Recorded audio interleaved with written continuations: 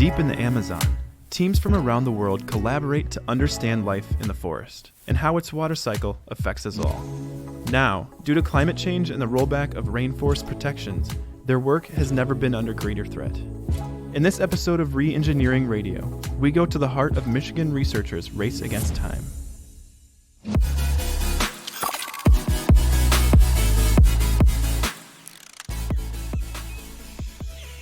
His feet dangling inches above the Amazon rainforest floor, Valeri Ivanov looks up at the orange access line that snakes from his leather climbing harness into the massive arisma tree towering above him. He has his forest face on, a stubbled blue-eyed grin that toes the line between overjoyed and overwhelmed. He mops his forehead with a sweat-soaked shirt sleeve. Okay, let's climb. Ivanov ropes himself into a pair of cloth and leather footloops that clip to his access line. He grabs an ascending device called a jumar, which also clamps to the access line. And he's up. Pushing into the footloops and pulling on the jumar, he levers his body like an inchworm up the y-axis of Brazil's Tapajos National Forest. Perhaps a dozen feet up, he clears the underbrush, climbing past the cassaria bushes and the whip branch saplings of Inga albus and Ita ubas. Higher now, 30 feet up. Thumb-thick liana vines wind around smooth red tree trunks. Ivanov swims through the air, the velvety, humid exhalations of uncountable leaves sliding across his skin. 70 feet. Yellow butterflies swarm purple-flowered jacaranda as the green-lit canopy comes into focus. The moss-mottled trunks of the forest's biggest trees stretch downward, and the air is a hissing, whining universe of insects. 100 feet. The University of Michigan eco-hydrologist is a chandelier of multicolored climbing gear swinging in a cathedral of forest. His view, the upper canopy of what is perhaps the world's last great rainforest, is one that few humans will ever see. Ivanov, though, is here for the math. The associate professor of civil and environmental engineering has come to this 50-acre research plot, sandwiched between Brazil's Highway 163 and the Tapajos River, to chase data. I walk through the forest and I see equations. I see the math, he explains. A tree is a pipe that moves water from the soil to the atmosphere. It has a valve at the end, and each tree uses the valve differently. Some of them, frankly, are doing things that don't make sense to us, and we need to understand them. Ivanov is the lone engineer on a team of about a dozen scientists who spend weeks at a time here collecting data. Funded by the National Science Foundation, their 3-year project aims to develop a new understanding of an ecosystem that's known as a linchpin in the health of the planet. Rope walking in the canopy, climbing weather towers, and picking their way along the forest floor, the researchers are surrounded by solutions. They are encoded into every fork of root, hue of leaf, uptake of carbon, and outflow of water. They've been derived over eons to help a particular species wring life from the forest. Their goal is to collect these solutions, then work backward to find the core equations that drive the forest's life. The project team includes researchers from several American universities, as well as Brazil's University of Campinas and Federal University of Western Pará. While their work is rooted in the fierce curiosity of scientists, the stakes are much higher than that. In the coming decades, we will see an Amazon rainforest that's hotter and drier than at any previous point in human history. Understanding the math behind the forest could help modelers predict what's next as variables shift due to climate change. And those changes have implications far beyond the forest itself. The science of the Amazon is peculiar because it doesn't just concern Brazilians or South Americans. It really concerns us all, Ivanov said. Changes to this region, for example, could alter precipitation patterns in North America. The atmosphere will change, the weather and climate will be impacted. So we really need to understand the fate of these forests in the face of the projected increase in droughts in this region. Right now, the tools to build that understanding simply don't exist. Biological variables like forest activity are one of the biggest unknowns in the massive models that attempt to predict the Earth's climate decades from now. Mark Flanner, a professor of climate and space sciences and engineering, explains that the modeling of biogeochemical feedback is still in its infancy. Each plant species functions differently and has its own set of thresholds, raising enormously complicated questions. The answers can't come quick enough. The Amazon faces increasing pressure from farming and mining interests spurred on by Brazilian President Jair Bolsonaro, who seeks to open more of the forest to exploitation. Hard and fast data that predicts the consequences of that exploitation could be the key to maintaining a viable ecosystem in the forest and on the rest of the planet. So Ivanov and the team spend their days fanned out high in the canopy, on the forest floor, and in soil pits dug deep underground. They battle heat and humidity, lightning and rain, snakes and bugs, and their own fatigue to keep the instruments running. At night, they gather under bare bulbs in the camp's screened-in chow hall to sift through data, swap stories, and try not to scratch bug bites. It's an unusual choice for Ivanov. These days, modelers like him are more often found in front of computers than sweating it out in the field. But Ivanov has seen firsthand that equations can't tell the whole story. When Ivanov got his first taste of the Amazon in 2005, the forest quickly showed him how little he knew. "It's just so intense," he said. "The intensity is from everything, the temperature, the humidity, but most importantly from the diversity. It's just mind-boggling how simply we represent plant life in the models." The Amazon is perhaps Earth's ultimate hydrological puzzle. Around 1/5 of all the fresh water that flows into the world's oceans comes from the 200-mile-wide mouth of the Amazon River. That's 8 trillion gallons every day, 21 times the municipal daily water usage of the entire United States. And it's estimated that Amazon rainforest plants move a still larger volume of water from the ground to the atmosphere through evaporation. Ivanov's analytical perspective often puts him in the role of devil's advocate as the team hashes out tactics. His 19-hour workdays have earned him the nickname the Crazy Russian. "Valeri is a maniac," joked a postdoc on the team. "He's always in the forest. He doesn't sleep, and when he does sleep, he sleeps in trees."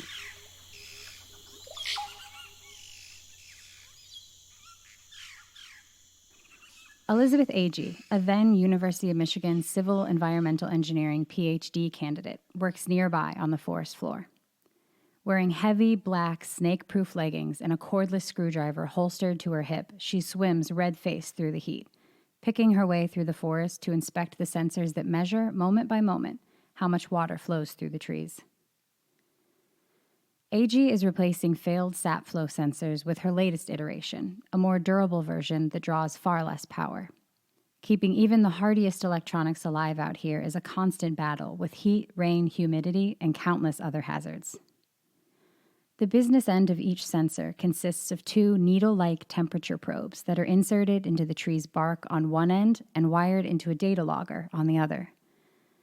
Sap cools the probes as it flows past, and by measuring the temperature difference between the two, it's possible to calculate the volume of water flowing through the tree. By matching sap flow data to temperature, light, humidity, and other data from the forest's weather tower, the team can see how individual trees manage water in response to changes in their environment. And they're finding that plants manage water and carbon in more complex ways than anyone imagined. Scientists have known for decades that trees take in carbon dioxide and release water through tiny valves called stomata. Located on the surface of leaves, these stomata open and close to manage water and photosynthesis in response to their environment. New measurements show that each Amazonian species has its own strategy. Some shut down in times of drought, slowing photosynthesis to conserve water. Others live more dangerously, drawing on reserves of water to photosynthesize right through the drought's sunny days. And that's where the sensors come in. "I feel a personal connection to every sensor out here," Agee says. "And when one fails, I feel personally responsible." That's because Agee builds each sensor by hand in the basement of the Northwood 5 apartment she shares with her husband and 2 children. It's a matter of necessity because no commercially available sap flow monitor can survive the Amazon. So Agee built a better one. She soldered custom-made circuit boards, threading hair-thin thermocouple wires through hollow probe needles and sealing probe wires inside the repurposed insulation of Cat5 Ethernet cable. It's far cheaper, and their extra armor gives them a fighting chance in the forest. The sap flow sensors are perhaps Agee and Ivanov's single most important data collection tool, and Ivanov won't trust the delicate operation to anyone else. Agee uses a long metal pole to gingerly poke at a square of silver insulation that blankets a sap flow sensor strapped to the side of a tree. The brim of her Michigan baseball cap angles up as she lifts a corner, peeking underneath with a grimace. The lime green head of a gecko pops out, looking around warily. "Oh, hello, gecko," she laughs. "I like geckos because they eat the things that want to hurt me." AG has traveled a long road to get here, beginning in 2010 when she became the first member of her family to go to college. Growing up in central Indiana, she was always bookish compared to her brothers and briefly attended college at North Carolina State University, working full-time to support herself. She eventually dropped out and moved home to take care of her father, who was in poor health. During that time, she gave birth to her son. She got by working a series of retail jobs. It was a living, but over time she was struck by the physical and emotional toll the job took on her coworkers. She decided to see what was available at nearby Indiana University, Purdue University, Indianapolis. Ultimately, she chose physics, taking out loans and working to support herself as she finished her undergraduate degree in 2 years. "I didn't want retail to be my life," she said. "And maybe even more than that, I wanted my son to see that life holds other possibilities." Now in the Amazon, AG unholsters her screwdriver and backs out the 4 screws that seal the sensor's control box. Inside is an Arduino processor sandwiched onto a custom-built circuit board. The board feeds data from the temperature probes into an SD card. AG unscrews the 3 tiny set screws that connect the board's wires and pulls it away from the Velcro square that holds it into the box. She Velcros in the new board, connects its wires, and reseals it underneath the box's plastic cover. Finally, she replaces the silver bubble wrap, blanketing the gecko who's hiding in the space between the box and the tree trunk. "Goodbye, my friend. I'll try not to disturb you for a while." AG completed her PhD in June of 2019. She hopes to become a university professor. Her departure will have left Ivanov without the research partner who has accompanied him on 3 years of trips into the Amazon. Ivanov knew that replacing AG wouldn't be easy, but if he wanted to keep his part of the project alive, he had no choice. That's why, earlier in the trip, he found himself bouncing through the streets of Santarém in the passenger seat of a red Fiat hatchback.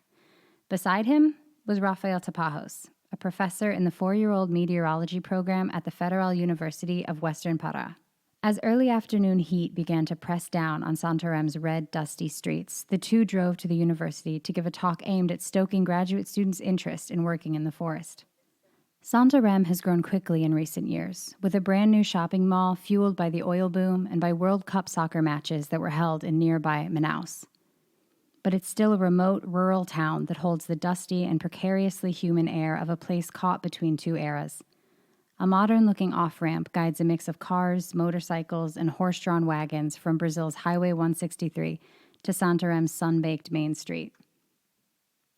The Santarém campus is the nearest university outpost to the research forest, only about a 90-minute drive on good, paved roads.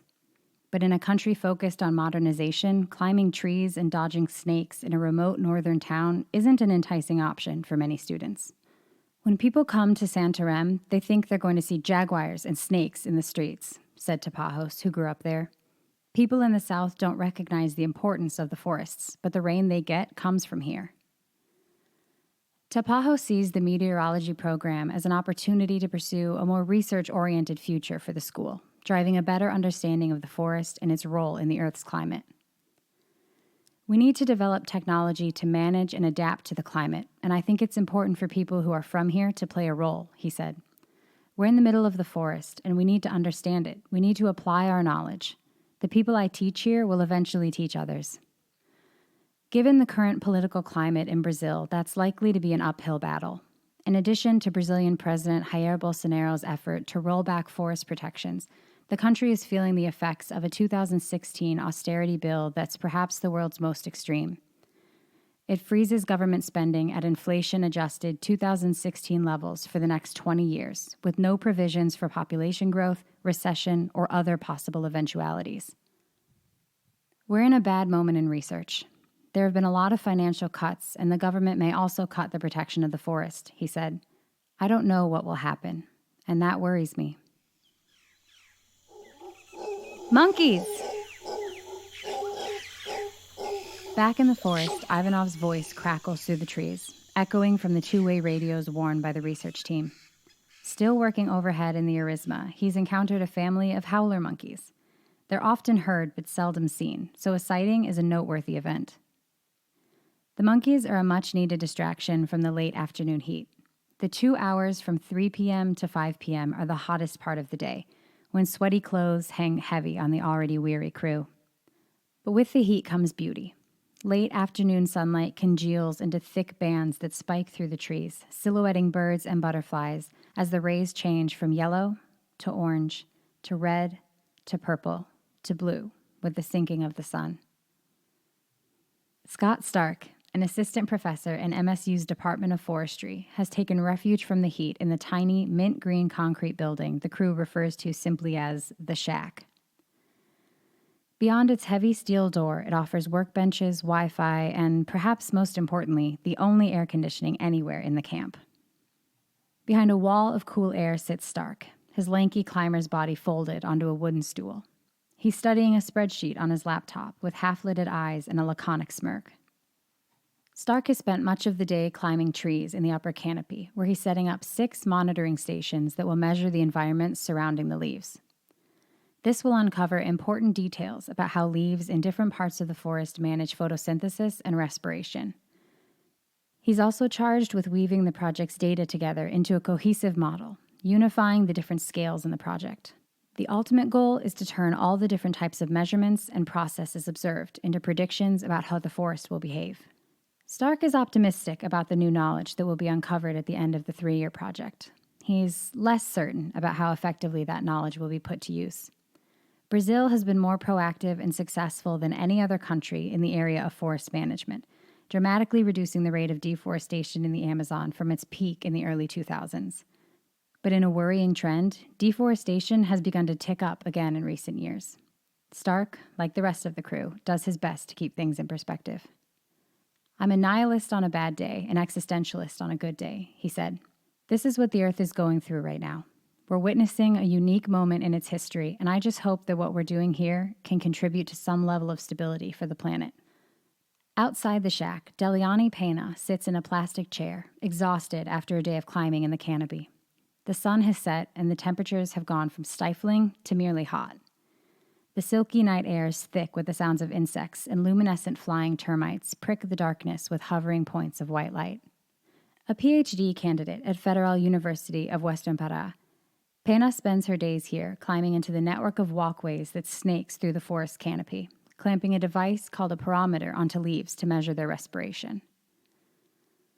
Originally from Obidos, a small town on the other side of the Amazon River, Panna began interning with the crew as an undergraduate, stepping into the forest for the first time at age 23 and later returning to forest work as a PhD candidate. Speaking through an interpreter, she explains that she fell in love with ecology, and working toward her PhD has only made her more curious. "I get more and more interested in the forest and how it works. How, for example, vegetation will respond to climate change," she said. "It's a big global question, and I hope I can make some contribution to it." But like the others, she's unsure of her future, especially given Brazil's recent troubles. She'd like to become a professor, but lately she's been thinking about teaching high school as academic opportunities in Brazil have waned. "The work is like a samba, a mixture of emotions," she said. "Here there is enormous uncertainty in every step, constant challenges and hard work. But knowing that you're contributing to science and that you're finding not just new answers but new questions is amazing," she said. Panna has a boy of 6 and 2 girls, ages 9 years and 9 months. She takes the older children to the forest often and has watched their appreciation for it grow over the years. "They think it's really cool that their mom works in the woods and climbs trees," she said. "They look up to me, and that alone is enough to justify what I do here." As difficult as it is, Panna considers it an honor to work in the forest, finding that it spooks and awes her in equal measures. "When I climb a tree, the first feeling I have is fear," she said. "I can't see anything, and I imagine myself dying. But then there's a second feeling. You're in awe of the tree, and it reminds you how insignificant you are. You feel vulnerable, dangling in this crazy world where people are trying to tear everything down. And you wonder whether you're doing enough to stop it."